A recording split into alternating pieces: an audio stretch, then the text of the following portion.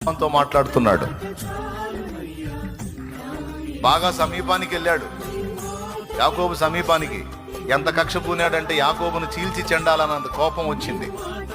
చీల్చి చెండాడాలి దుర్మార్గుడిని, నా మందంతా తీసుకొని పోతున్నాడు, నా పిల్లలు తీసుకొని పోతున్నాడని.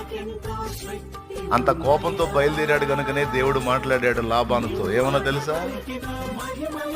యాకోబును సమీపించి మంచియే గాని చెడ్డయే గాని నీవు పలకకు సుమి.